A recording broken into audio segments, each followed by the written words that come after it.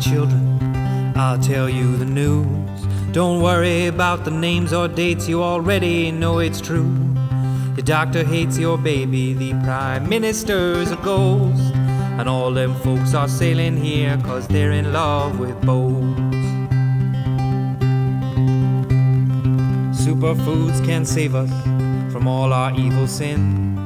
JFK and Elvis own a bar in Wisconsin. And vaccinations were created by the CIA to steal votes from Bernie Sanders and turn your babies gay. So click the link you think you'd like and get tooled for a fight against those lefty fascist communists who are leaning too far right. Hi and welcome to Not Another Fake Newscast. I'm Paul. And I'm Jerry. And we're here today with Dr. Emma Briant, the Maven of Persuasion herself. She's a propaganda academic and currently an associate researcher in human rights at Bard College, New York. Was formerly an associate professor and lecturer in journalism at Essex and Sheffield universities.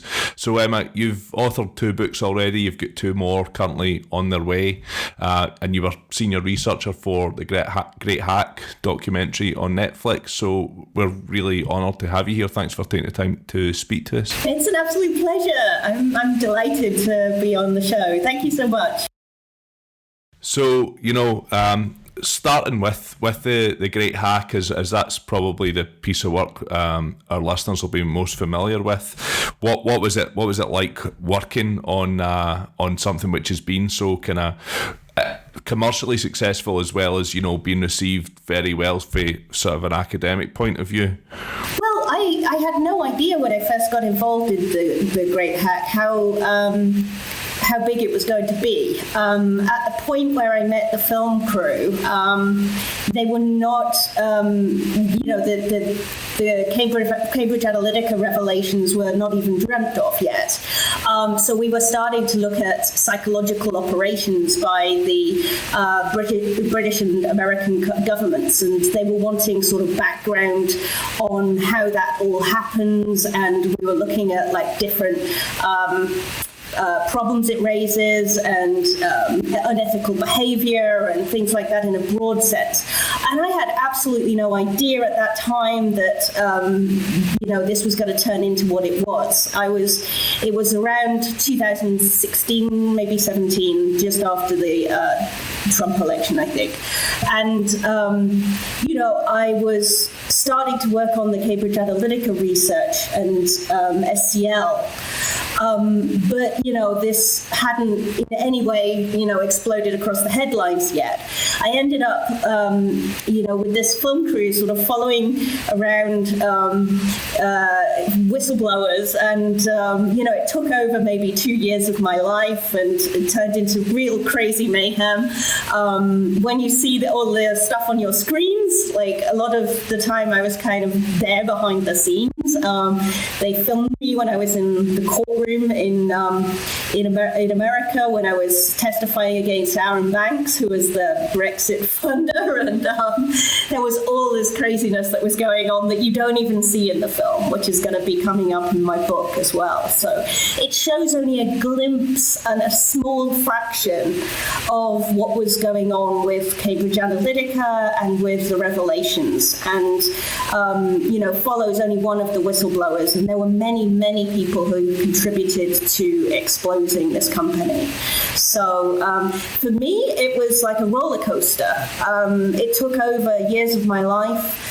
I've been researching this company and known some of those people since 2007. So if you imagine following people for that amount of time, researching them in great amounts of depth, and then, suddenly being involved in exposing huge amounts of wrongdoing that suddenly sends you in the headlines all around the world, it's scary. And, these people have a lot of power. So you're wondering how it's going to have repercussions for the rest of your life. At the same time, you're feeling like you're doing something that you can't not do. It's terrifying, but I felt very very, concerned by the kinds of information that I had, and felt I needed to talk to people and get this message out there. And, the Great Hat film crew did an amazing job on trying to make tangible issues that are really quite difficult for people to get a grasp on, data and privacy and so on. So I'm really very proud of my involvement in the film and of all of what I was ending up doing over that period. It was scary, but very cool to be involved. Yeah, I mean, you definitely should be proud of your involvement in that. It's the kind of journalism that young journalism students kind of dream of being involved with. It's like, it's a Watergate, it's a hacking scandal, kind of, as in the phone hacking scandal. It's that sort of level of expose of bringing, and it's a public service to be doing that kind of work. You mentioned some of the whistleblowers that were involved in the Cambridge Analytica scandal, and the one that the Great Hat kind of focuses on the most is Brittany Kaiser, who was a bit of a controversial character to many people as senior researcher, and as you've said, someone who you kind of sort of spent a lot of time around. What's your opinion of her as an individual? I think she was. She's a person who got involved in a company that I think she never expected to snowball into what it became. That doesn't mean, I think, that she's blameless in what happened, and she was very centrally involved in making happen a lot of these awful things that we, exposed and see in the film and so on. That doesn't take away, though, in the case of any whistleblower, usually they have some kind of complicity and involvement and so on, and it doesn't take away from the bravery, I think, of exposing difficult information. People are faced with at such a young age as well, to be faced with being thrust into the public eye in a way where you are going to be criticized, you're going to be attacked, you've done bad things. It's not an easy thing to do, and the vast majority of people in Cambridge Analytica and SCL, its parent company, did not come forward and expose the things that they had done. So I respect both of the whistleblowers very much, including Brittany and what she did. I think it's tough when you then are trying to build a life afterwards as well. She's doing fine. I think she's doing great. Her books, puts her case forward for, why people should still care about her. That said, of course, the troubles that somebody is facing when they are coming forward mean that they have to go about things in a very careful way. And I would say that a lot of people really don't understand the pressure you're under when you're faced with the far right, when you're faced by millionaires and billionaires, and you're coming forward with information that is going to wind you up in lawsuits and, perhaps in front of, international investigations, how terrifying that is, and how much you have to plan to do it safely. And I know that certainly, so we've had the fortune, we've met Chris Wiley once or twice at things. Cool. Who's the other obviously whistleblower for those listening. I know we had met him one year and then the following year when we had been doing the Byline Festival and stuff, and I know certainly he had suggested both him and Amir for whistleblowing for the Labour stuff and that as well.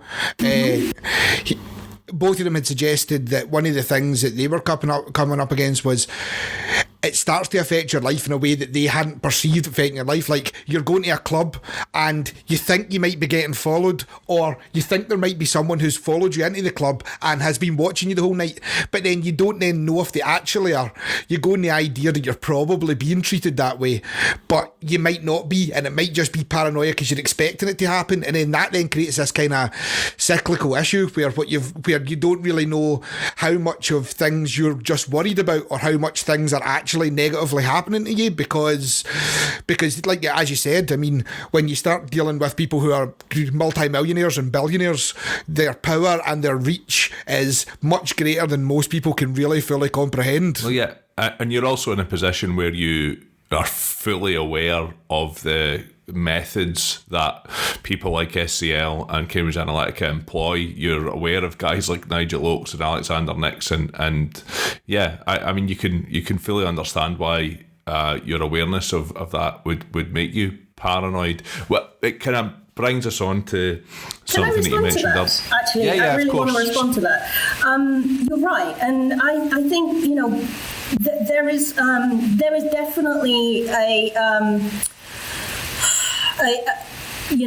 very real danger that then provokes, you know, moments where you're like driven by fear. You know, you know the risks. Every little thing in your life could be, you know, an opportunity for somebody to exploit.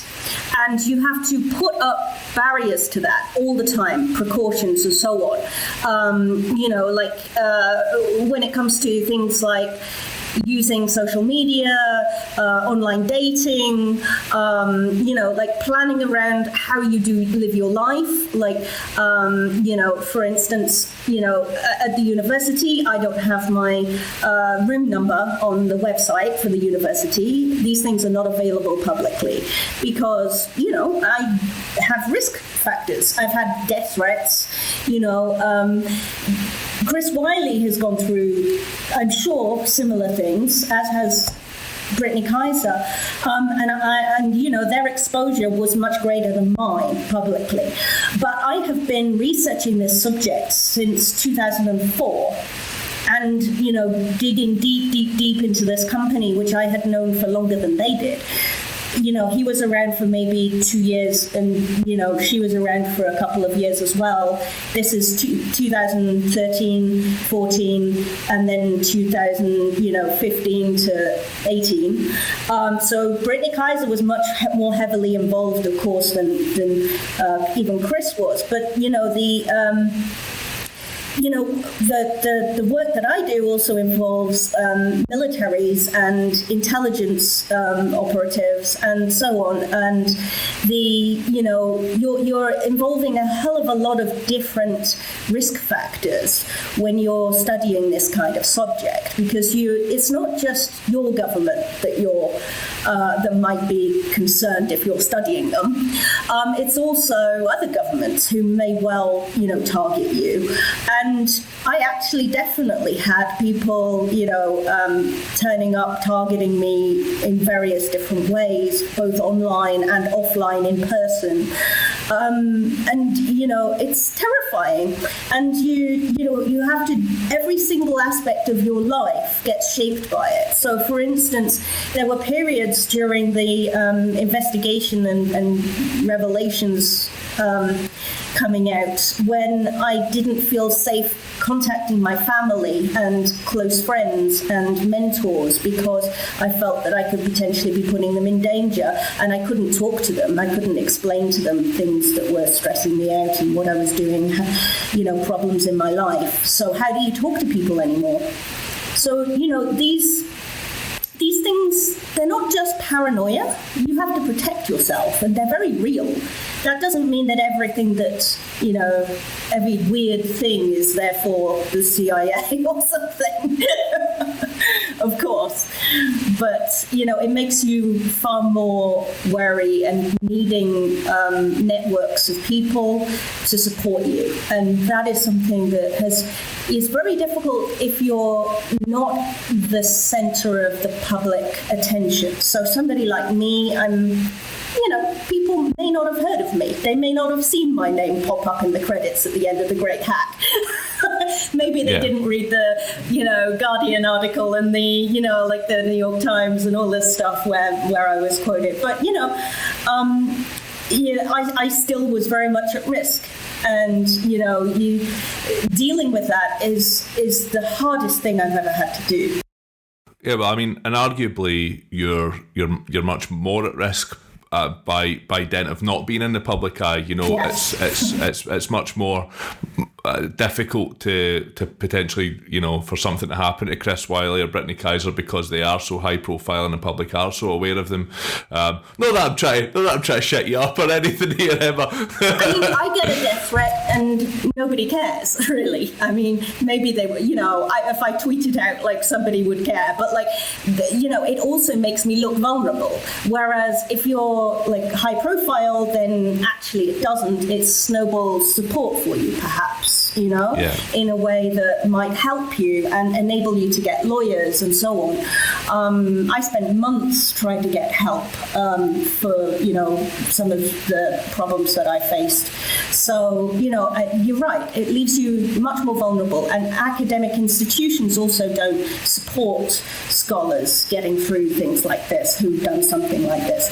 I had the complete backing to go ahead with exposing Cambridge Analytica with my research from my university. But then when I was facing difficulties and being harassed as a result of doing this, they were not very helpful and supportive. And, that it is ongoing, an issue that I'm very, very, very worried about.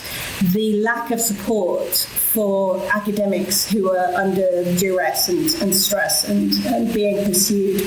I don't think that in the UK the free speech protections are as strong as they are in the United States. Now, in the US, they're actually, manipulated and weaponized in themselves to drown out free speech sometimes. You have the far right, pretending that they're doing free speech when really they're trying to shut down vulnerable people's voices quite often. But, that the protection of having the First Amendment in the United States protecting free speech does offer you a lot more strength, I think, than it does in the United Kingdom. So was your decision to go and become employed in America, was that was that something that you did on purpose because of that reason, because you felt safer over there? I do feel safer here, and it was a factor. I obviously was, seeking to do research over here and had, particular research goals, and that's, the reason for applying for the positions that I've taken. It's very supportive of my research to be in the States where I can access, the necessary data and resources and people that I need. But it's also because I was scared in the United Kingdom. I was receiving Brexit-related death threats, not American politics. And actually, I was most centrally involved in researching American politics. But the targeting, was all from, people wanting to send me to meet Joe Cox. It's horrifying if you're, receiving like these messages out of the blue over the holidays or something when you're least expecting them. It's terrifying, and you don't know if somebody has managed to gain access to your information by hacking your computer or something like this. Every technical problem that you have, you're wondering if this is another, incident of hacking, or somebody has, gauged your credentials. Somehow, or, so yeah, it's definitely a factor. I feel a lot safer here.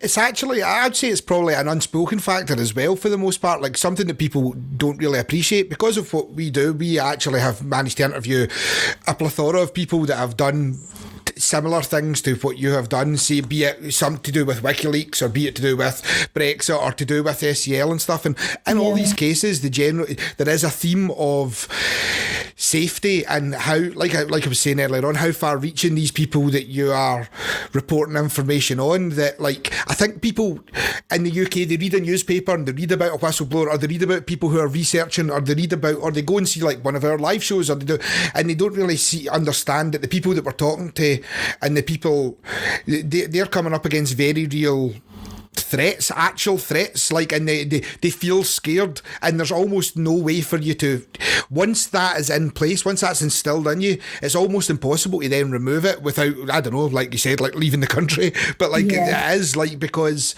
if you're in the same house and if you've got the same email address and you go to the same places all the time, eventually if people want to know who you are or where you are, they will find you. And I was so thankful to be leaving. I mean, I already had planned to be going and doing research in the States, but it definitely has been a factor in me wanting to stay here.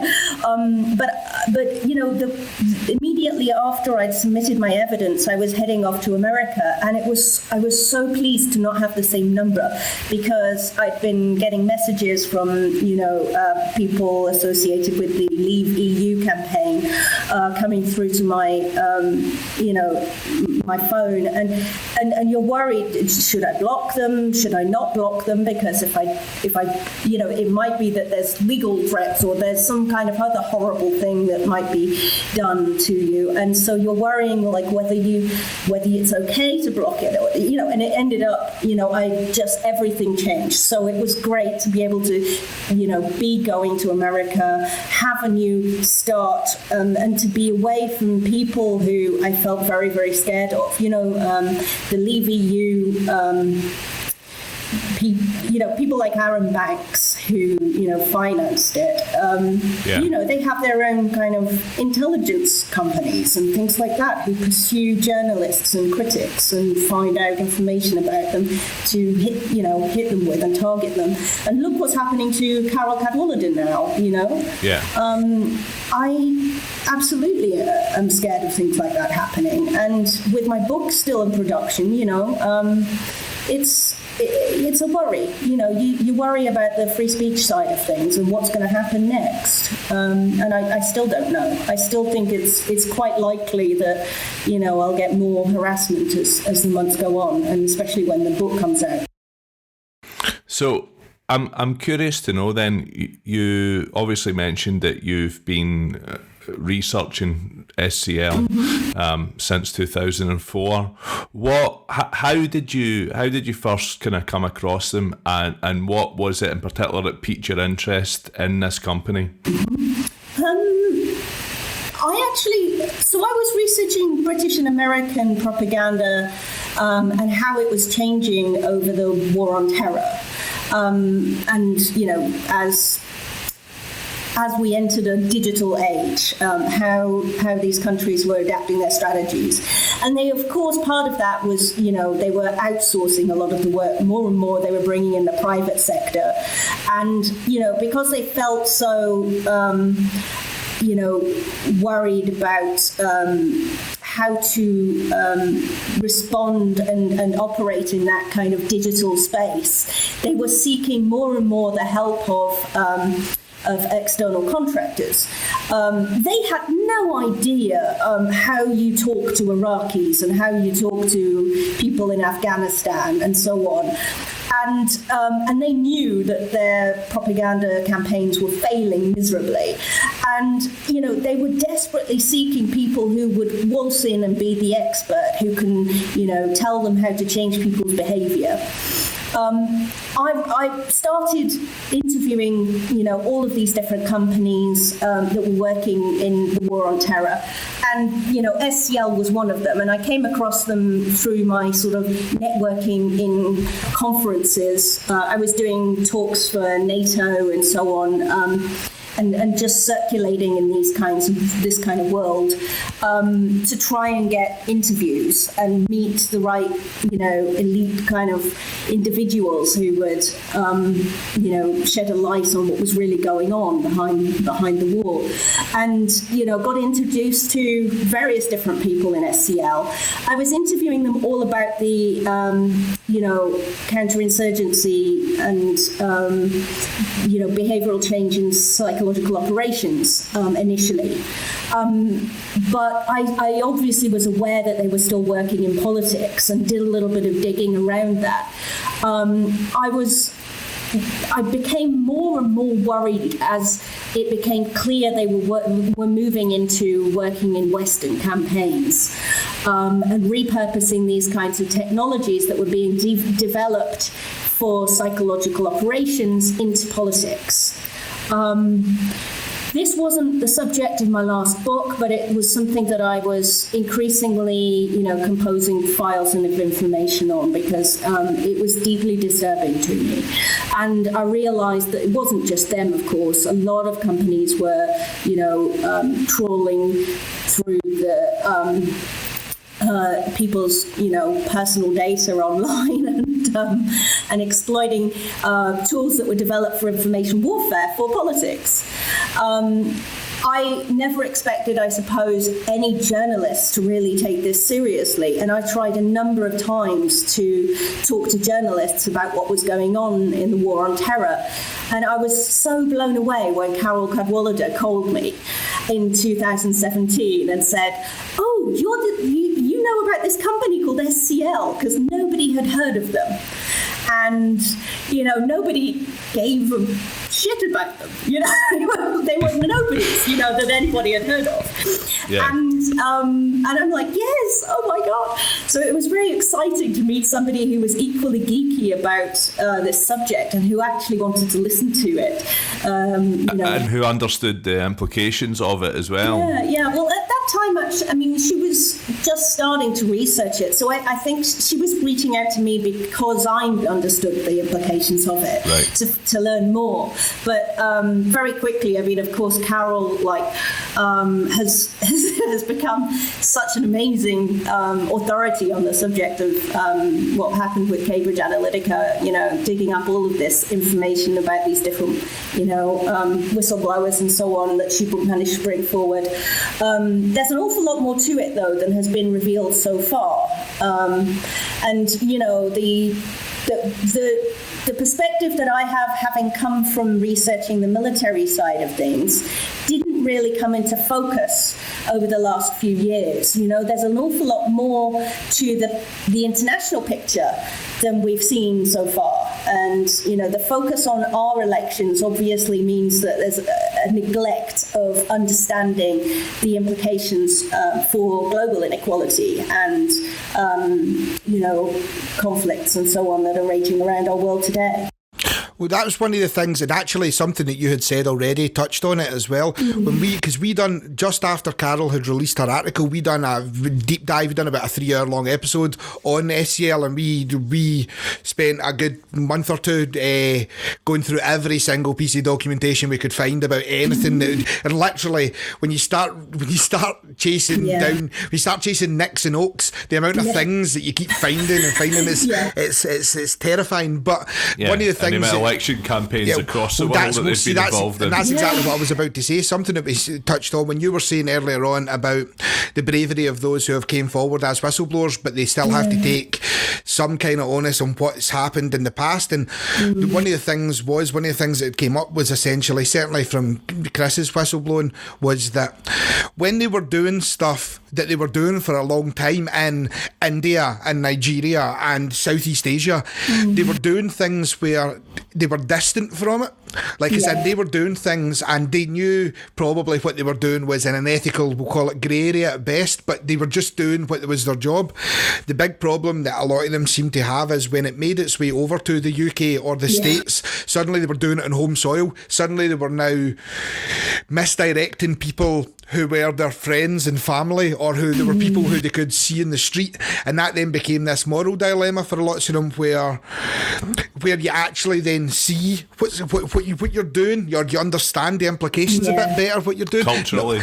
Not necessarily that they obviously did understand the implications, but it's much easier to go to bed at night when what you've been doing is helping someone win a presidential campaign in Uganda than it is when you've got Trump winning or Brexit happening. Do you know what I mean? And at that point, I think that's when you read about all the places that they, for a long time on their websites, openly boasted about their involvement in, because nobody knew who they were. Like you said, they were essentially a nobody company. They were a big, important thing, but they were a big, important thing to the people who knew they existed, and to everyone else, they were almost like the pinnacle of the conspiracy, like shadow government type stuff. Like, they were there, and the people who needed to know them knew they were there, but that was it, and nobody knew they existed, and they all just operated out of random faceless buildings, and they just done their bit and nobody knew what they were up to. And it's very interesting when you look at what they were doing around the world, and then what they were doing around the world for years and years and years and years and years, and nobody cared because it didn't matter to it doesn't affect us. The West, exactly. People, the white people as well. But that's what it was. It's the racism of it is shocking. Nobody, this wasn't going to whiz around the world, when they were doing it to Kenya, when they were doing it in Uganda and places like this, like countries where, you expect corruption and you expect perhaps political violence and things like this, and ethnic divisions and fighting and people exploiting that. And, the sort of Washington establishment media and even Britain's mainstream media, like, they might do these well-meaning documentaries where they sort of patronizingly talk about development in parts of the world, and isn't this awful, these terrible things are happening, but then we shift back to our nice cushy lives. And it's only the fact that it involved Brexit and Trump that anybody gave a shit at all. But what this did was also reveal problems that are escalating rapidly. Look at the pandemic that we're dealing with currently and the disinformation that is floating around. What we see now is you're in your homes. I can see you on my screen in your separate locations, and I'm on my own in my home, and we're all talking through this electronic medium. Now, people will be seeking, medical care through online, means. They're seeking, they're doing all of their jobs through, apps and social networking, and every aspect of your life suddenly with a pandemic is now virtual and digital, and gathering your data and in the process. And we haven't managed to bring in those privacy protections yet. We haven't managed to introduce the independent regulation that we needed in the influence industry that I've been shouting so loudly for. And it all happened so fast. And that's what happens with crises. They happen so fast, and then you have governments coming in and saying, right, well, we need extra powers. Well, maybe to some degree they do need extra powers right now to keep people in their homes. But you give away extra powers when it comes to things like surveillance, to enable mapping of the spread of the virus and so on, to private companies, and you haven't introduced the necessary, privacy regulations and so on that we needed to tighten things up. That data is going to be abused, there will be instances, especially in the United States right now, where they have been so slack. I mean, at least in the UK, in Europe, there's the GDPR, like there's privacy, protections of some kind. I mean, the UK is a little bit, we're uncertain still, but but it's still looking better than the United States right now. And private systems going through all of these digital processes, people are not thinking. They're scared. They're wanting, they're wanting governments to act, and governments need to act. But we should have put these protections in place. Well, this kind of brings us quite neatly on to your kind of involvement with the Select Committee inquiry. I mean, you obviously you provided evidence to them in the form of interviews which you had carried out with the likes of Nigel Oakes from SCL, with Andy Wigmore from Leave.eu. I mean, first of all, before we get on to the kind of recommendations and stuff you made, I'm curious as to what sort of insight you kind of have from that process into the sort of methods of those two guys and the motivation of the two of them. Do you think they have different motivations for their involvement in that? I mean, everybody involved in that has slightly different motivations, obviously. I mean, I'd urge the audience to look at what I've actually written about Leave.eu recently, my last publication on this, and my evidence. I think their own words really say it all, and that's kind of why I put that stuff out there in the form that I did and submitted to the inquiry, because people needed to hear it and their own voices, I think, as well. Nigel Oakes and SCL, and they're a company that obviously wanted to would do anything to win and would exploit any tools in the book. In order to do so. And, Nigel talked to me, you can see in the evidence that I submitted, it reveals his beliefs about how what they would need to do is to use tactics that were, creation of artificial enemies. And, the work that they were doing, highly controversial, but on both sides of the pond. Andy Wigmore, of course, they again would do anything in the book, but they're so self-interested. It's not just, SCL would work for anybody in any campaign because they're a company. They're just, Andy Wigmore, obviously, they're very ideological, the Brexit campaigns, and very much all about, opening up markets as well, and their own financial interests, very particular financial interests. There's also the ideological element, though, the racism behind it. And, the fact that Nigel Oakes and Andy Wigmore both spoke to me so openly without me having even asked them about Hitler and the Nazis, praising their tactics. Having this, absolutely. Having this in my possession, I was like, I don't know what to do with this. I'm so shocked. I was so appalled and, amazed that they would actually say this stuff to me as well at the time. Yeah, I mean, if there's ever a clue that you might be the bad guys... Yes. When you've got your picture of Hitler on the wall in the background of the office, that's really one of the big giveaways. Yes. But, I mean... With Nigel Oakes, you've got to remember, I'm hardly surprised when it comes to Andy Wigmore that he would quite, happily go on about how clever the Nazis were at their propaganda and how much, that sort of influenced this campaign.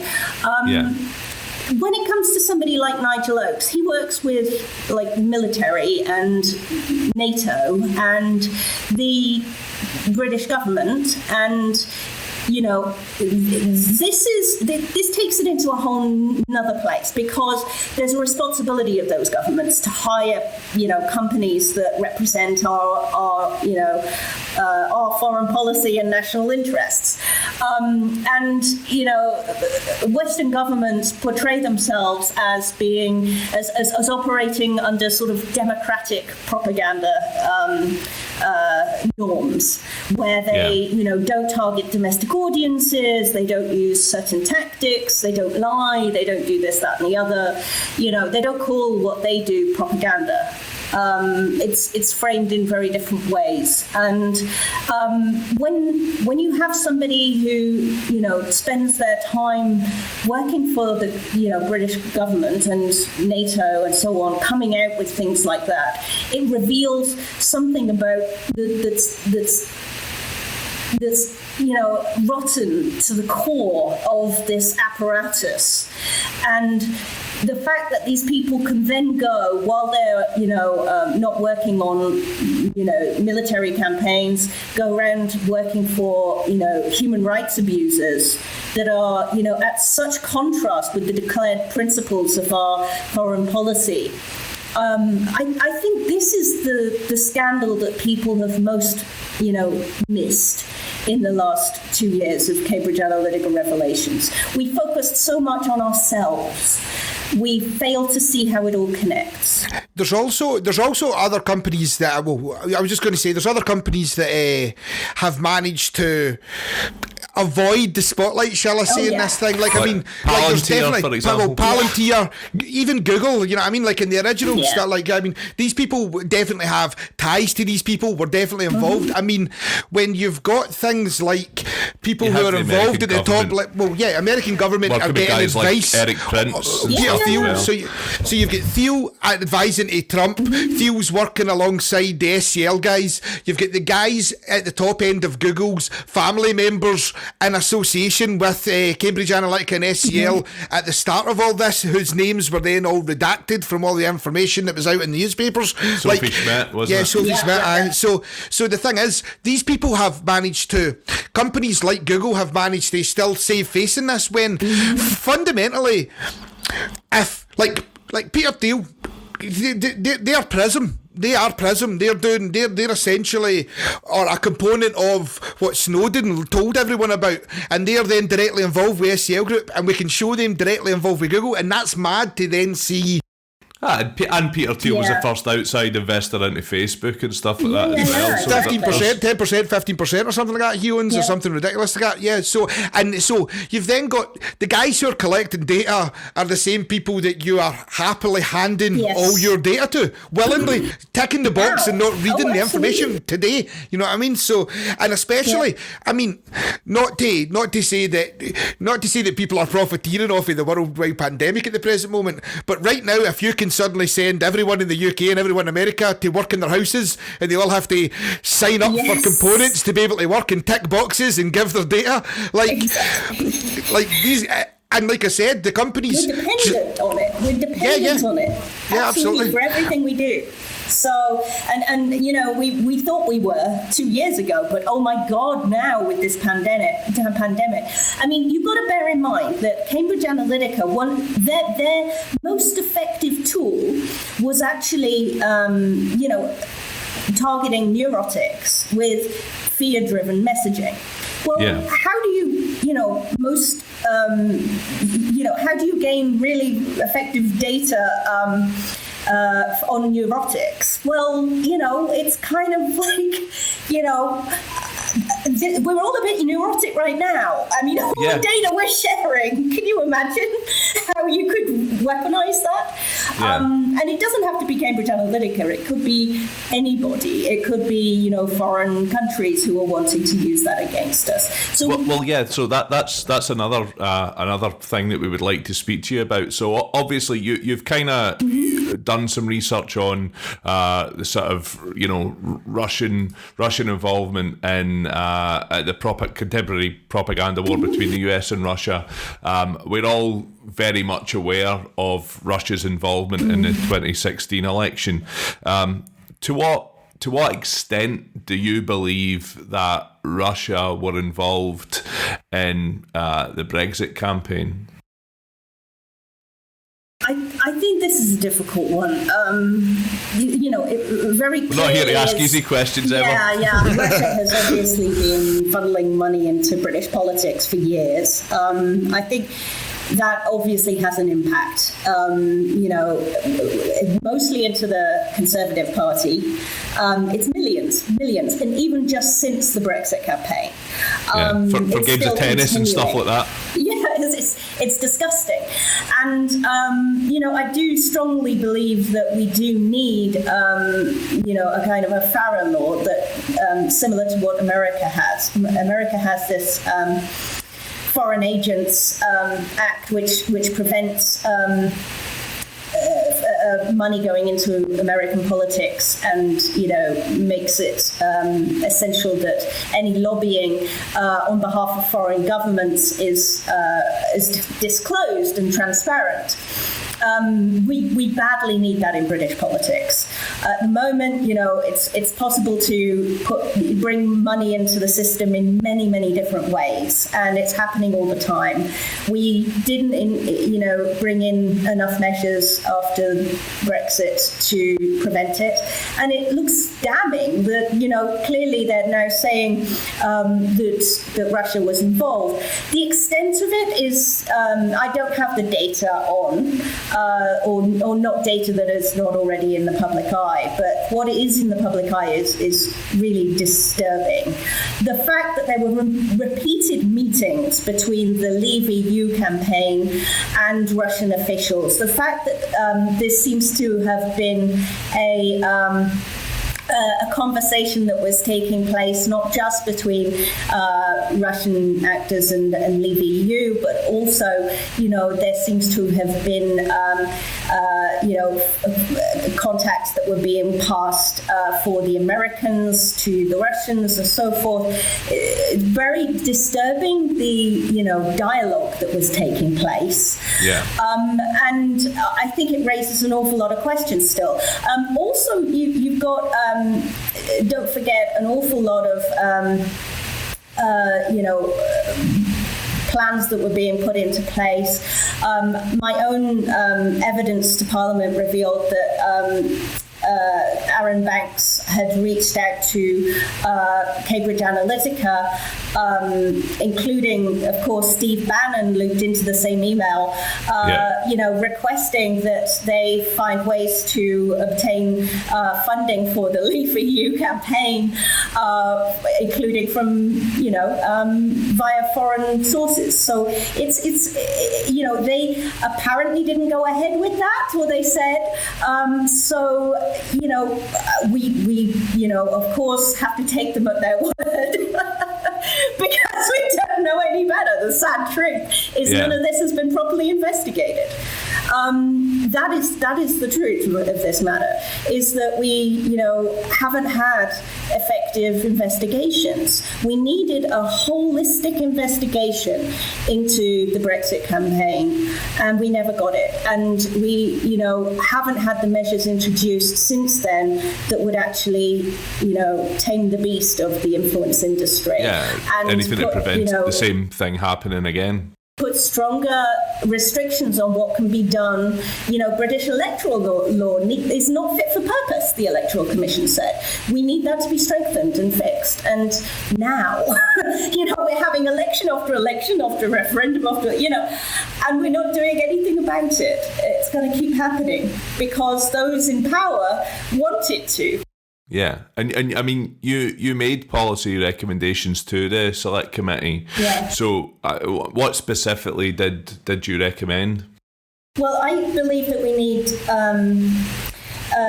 a dual strategy. So a lot has been put forward to fix this from, in terms of privacy legislation and, looking at what the platforms can do, how we can incentivize the platforms to look after our data more effectively and make political advertising more transparent, maybe even when it comes to prohibiting certain types of targeting of ads.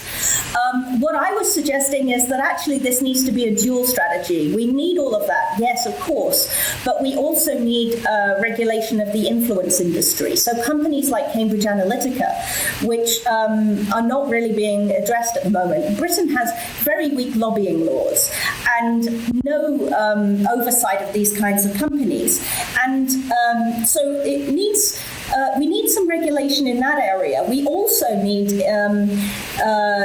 our governments' psychological operations and information warfare apparatus to be properly overseen and governed. And the problem is that,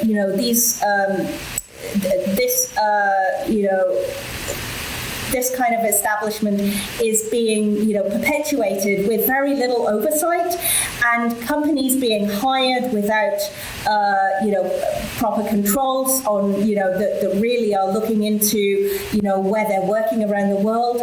Are there security risks with these people? They do the most cursory checks that do not seem adequate to me. What we really need is for our governments to take ownership of these when I say take ownership, I mean take ownership of the problem. Not nationalise them. No, of how these companies operate, and make sure that they are operating in a transparent manner as much as possible. What we need is at least that these companies and their networks, not just the individuals that you're hiring, but all of the infrastructure of their company and the conflicts of interest that they might have around the world are exposed to the government, at least. Even if you're doing something secret, at the very least, these companies need to reveal if they're working for other people in other parts of the world, that might conflict with our security interests, to our government. Or if they circumnavigate various laws, you do things like set up small subsidiary companies in, say, I don't know, like Canada, for example, and then it means that you kind of bypass certain laws to do with, where you're set up and where you can be. Not suggesting any of these companies have definitely done that, but we know that, So manipulation of jurisdictions, yes, absolutely. We need to, be looking at that. And also, how shell companies are used. This was something that really came to light in the Cambridge Analytica, exposure, and hasn't really had anything done in relation to that. Because it's an easy way to hide money, and lots of people want to be able to do that. It's also, something that's helpful to governments to be able to utilize companies that operate in various different parts of the world and look like something they're not, honestly. So PR companies and things like that, can operate in other parts of the world where you perhaps wouldn't necessarily want to deploy psychological operations troops because it would be too visible and maybe you're not at war with that country. So, this kind of infrastructure, is useful to governments. And, what they've not done is to tighten up what I feel are really problematic conflicts of interest that leave us exposed. I mean, even if you don't care about the fact that these companies often are, working horrible political campaigns, actually, you should, even if you're on the right of politics and care about, our national security, be worried about the repercussions of them working for some of these people. Well, yeah, and it's also a tried and tested career path for intelligence operatives. Yeah, from the cycling of these kinds of professions to move into private companies. Doors. Yeah, after their military service and things. Exactly. Well, I mean, we even have an example. See if you look at, and actually this all links up through a whole sequence of events, but if you look at something like Eric Prince, who we had spoke about earlier on, he's sold software called Pegasus, which is software that was developed by Israeli intelligence forces after they left the Israeli intelligence forces and became software developers for software that can be utilised by countries that can't buy software off of the Israeli military because they're legally not allowed to buy software off the Israeli military. But you can buy it off of Eric Prince, a subsidiary businessman who's just kicking about selling software off of, and it does create this very dangerous set of loopholes. loopholes. Another problem that we've seen during Brexit was you can only have so much to before you say Brexit, I yeah. just want to say something about that, because I don't know if you've seen, but the NSO group are actually also the Israeli spyware firm that runs this. Is also wanting to get in on the opportunity of tracking and stopping the coronavirus spread. We're gonna, be giving. What could possibly go wrong? So much fun, isn't this wonderful? We'll just RFID chip every person on Earth, right? And then it means that we can track where they are all the time, and we know when their vitals change. But it is certainly, and all I was going to say about Brexit was when we were talking about funding and loopholes and stuff. Like when you take something like Brexit and you then splinter into 10 different groups, and then it means that every one of them can receive the maximum amount of donations from a source because they're not all, because they are all individual instances of their own right. But then when you look at the background, you end up having someone like young Mr. Grimes, for example, receiving an absorbent amount of money so he can run a weird Twitter-based campaign to convince young people to vote for the Queen. Do you know what I mean? Like mad stuff. It's so obvious what they were doing there. I mean, the fact that we have to even go through these huge inquiries in order to expose it, and then they don't do anything, and you end up with Dominic Cummings in, number 10 Downing Street, running our coronavirus response. It's just horrifying. It's horrifying. It really is.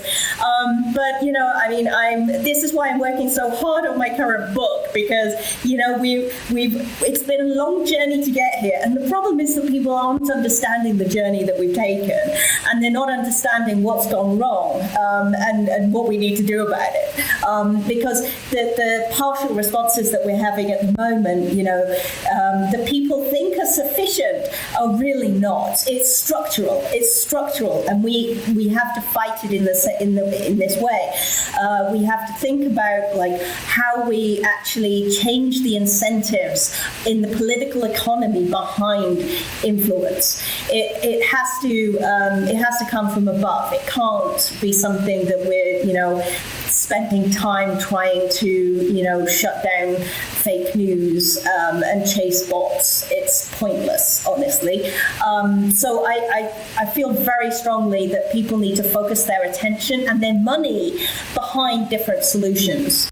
Well, I mean, one of the things is obviously you have SEL Group. SEL Group created Cambridge Analytica through the great work that yourself done and many other people done to get rid of them. But and then Emma Data existed 2 minutes later, which was as close as you can be to the same group of people without it legally being the same group of people. And then you then not fold just that company. There's others. Yeah, that's what I mean. But you then fold that company and then you create another company because people can't. So the problem is, even though it has been highlighted that this has happened, and even though we know the kind of key players in this, we've not actually for the most part stopped most of them, because all they do is shut shop and then open it somewhere else and continue the same thing and slightly change. So instead of it being Robert Mercer, you have his daughter on the board, because it then means it's not Robert Mercer. And instead of you can't have Eric Prince involved, but you can have his business partner involved. Do you know what I mean? It's just mad smoke and mirrors that they put on the way to make it look like, we'll fix this problem now. We don't have an SEL Group problem anymore. Do you know what I mean? But we do. I actually am working on something that might respond to that,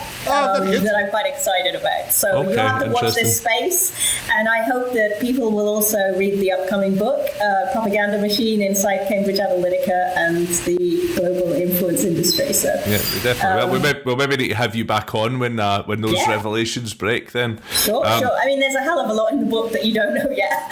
I mean, you're gonna see stuff about their role in Eastern Europe, as well as all across Africa, as well as obviously I have huge amounts of information about the US elections as well as Britain and so on.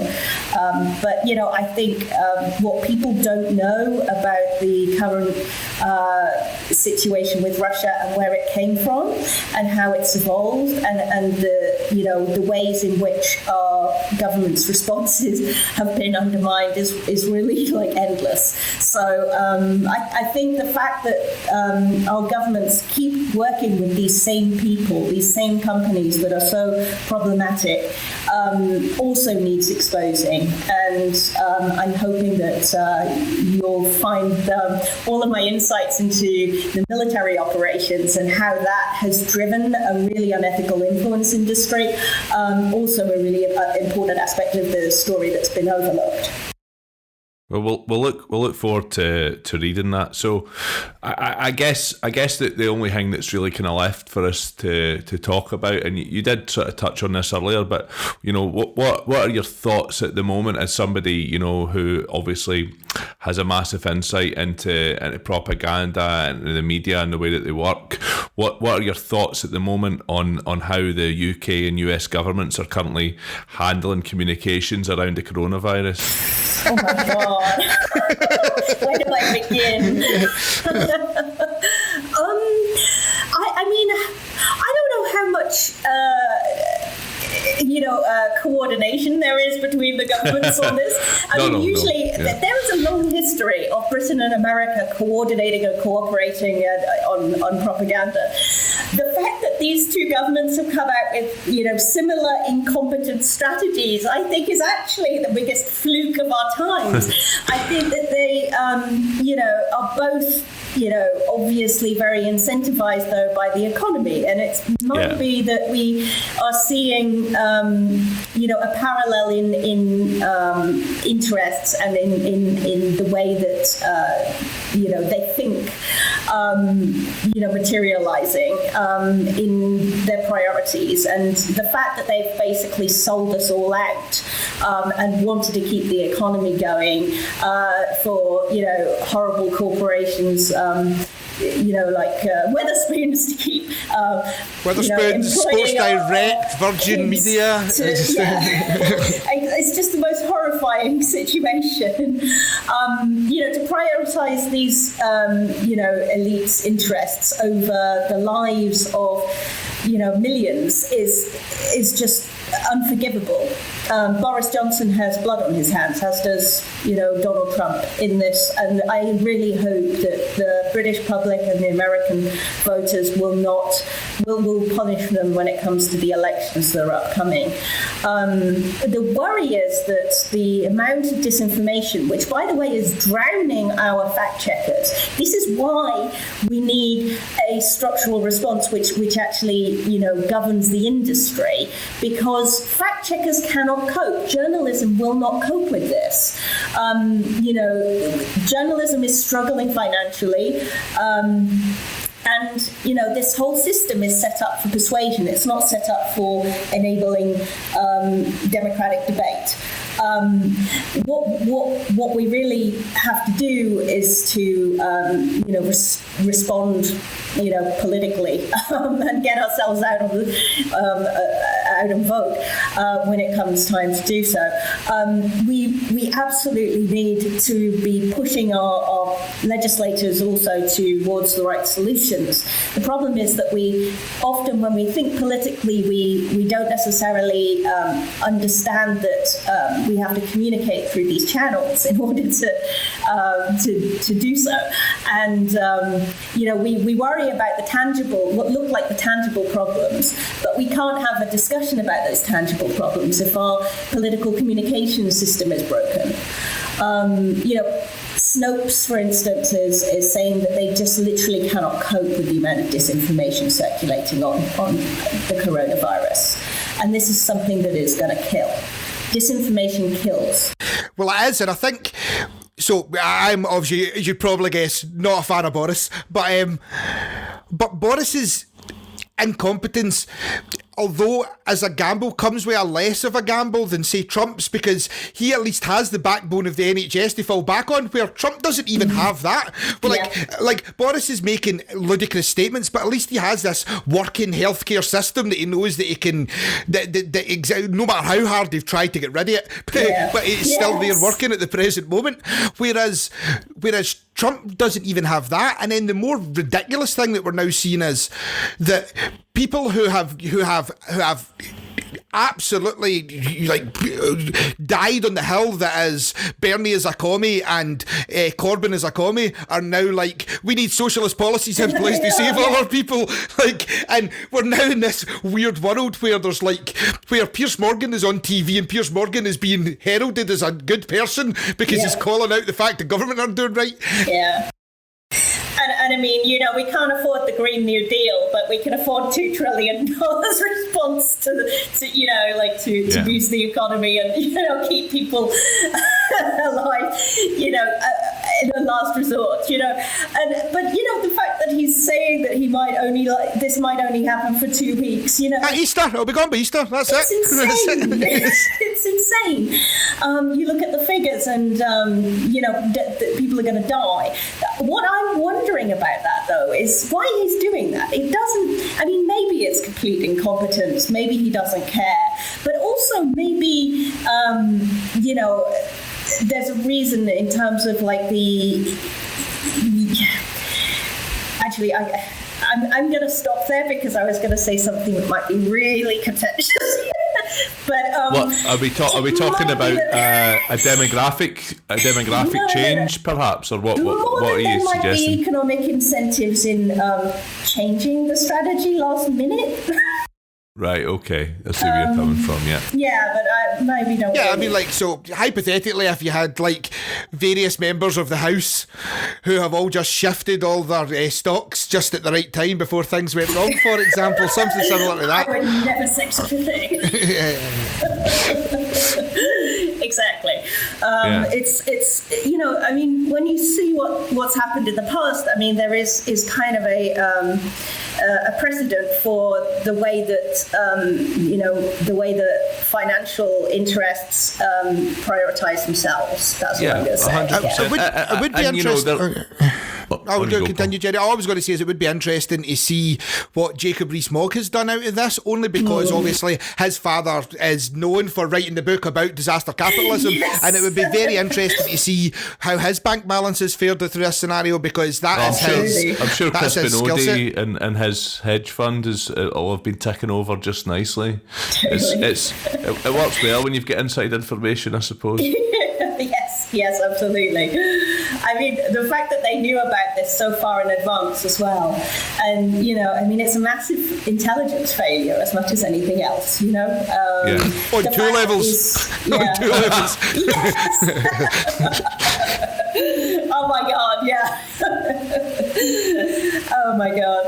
But yeah, I mean, the thing I want people to walk away from this interview though with is an understanding of how much our data matters now. You know, it mattered before, but it matters even more now. And they have been spending the last, you know, however many years it is now, practicing on how you analyze this data, how, you know, honing the artificial intelligence. And, you know, we really, really, really need you guys to start raising a ruckus about data privacy and about the influence industry, and getting this, getting proper oversight for these kinds of activities, both, you know, when they're operated by our governments, but also, you know, the industry itself, the wider industry itself, because, you know, we're not going to survive very much longer at this rate without some kind of protection. It's too easy to weaponize. Is there a specific route that you would recommend our listeners go down in terms of trying to put pressure on our government? Is there any organisations? Into the streets and protest right now. No. Honestly, I think you know, supporting organisations like Privacy International, who do incredible work, as well as you know, I mean, honestly, I would say write to your government and write to your, you know, local MPs, and make it very clear to them just how important this is. You know, if everybody is doing this, they will, you know, eventually start to get the message that, you know, they're not going to get re-elected if they, you know, keep, you know, running roughshod over our interests. I think this is the only thing we can do right now, and to get out and make our own loud noises online as well. What we need to be doing is to be really going to the pursuing our political representatives constantly on this, going to the media, commenting on every story going about how this needs to change, and spreading the word amongst people as well. A lot of people aren't really aware still of how important this is to every single crisis. It wasn't just something that happened in 2016. This is something that is constantly a problem for us, and becoming more so, especially when you've got all of our world going online the way it is right now.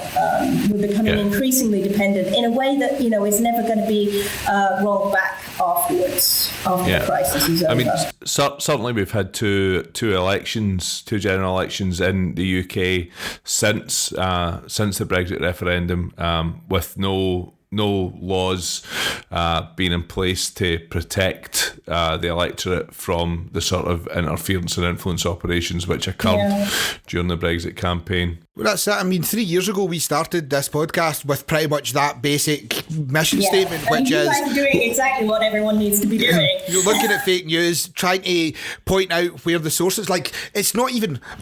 Just look at where the sources are coming from. Like, just check the sources. If people just started at that key point and they were willing to, look at where the information is coming from and, start questioning if everything that you're sharing and everything you agree with is off your racist pal who keeps on posting it, then maybe that's not the source that you want to be looking at, and maybe you want to be looking at where he's getting his information from. But so we started that 3 years ago, and for 3 years we have had nothing but content. We can wake up at any day of the week and there's just garbage out there for people to be picking apart. Sadly, you guys are doing vital work. Keep it up. Thank you so much. Thank you. Thank you very much as well. Oh, you're welcome. Thank you. It's been a pleasure. Yeah, it has for us as well, and I'm sure the listeners will have enjoyed it. We'll stick up links to your website, to your books, and please keep in touch. And when the book comes out, we'd love to have you back on to talk about it. Great, I'd love to. That would be fun. Enjoy talking to you and the listeners. Thanks ever so much. Bye. Cheers. Welcome. Thanks. Cheers. Bye. Bye.